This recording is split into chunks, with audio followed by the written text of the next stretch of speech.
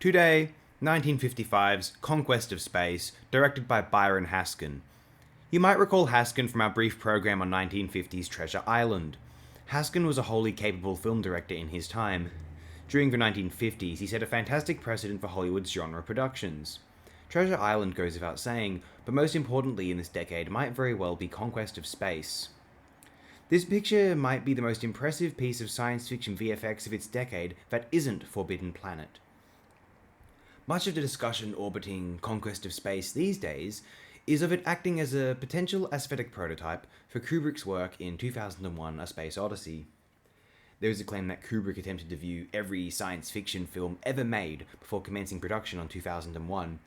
Whether this would have been possible for Kubrick or not is debatable, though if he did indeed embark upon this, he almost certainly would have viewed Conquest of Space, it being a rather notable production in its day, particularly where VFX are concerned, though it is easy to suspect Forbidden Planet overshadows it, and pretty understandable too.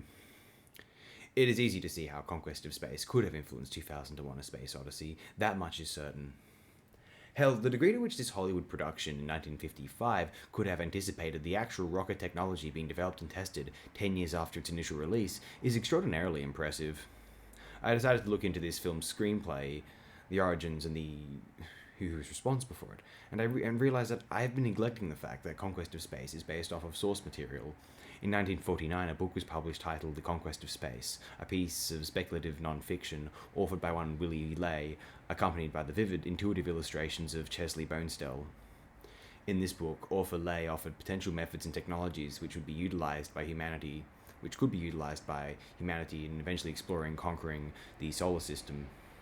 And it turns out Mr. Arthur C. Clarke was an admirer of this text. It is now much easier to anticipate that Conquest of Space, in print, celluloid, or both, informed the creative design on Kubrick's 2001: A Space Odyssey.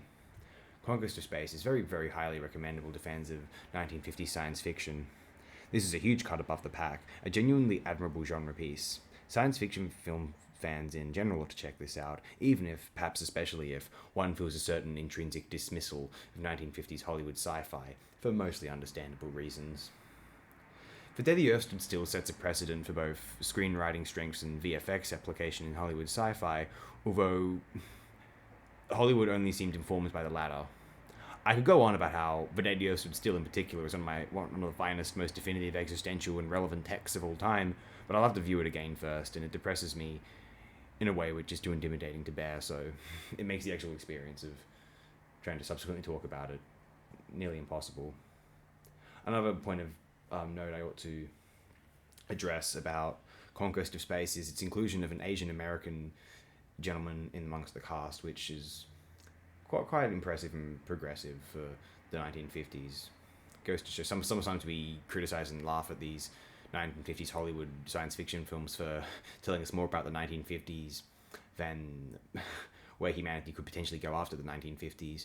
But Conquest of Space does seem to hold a little bit of foresight on a social level as well as a technological level, which is quite good, I think.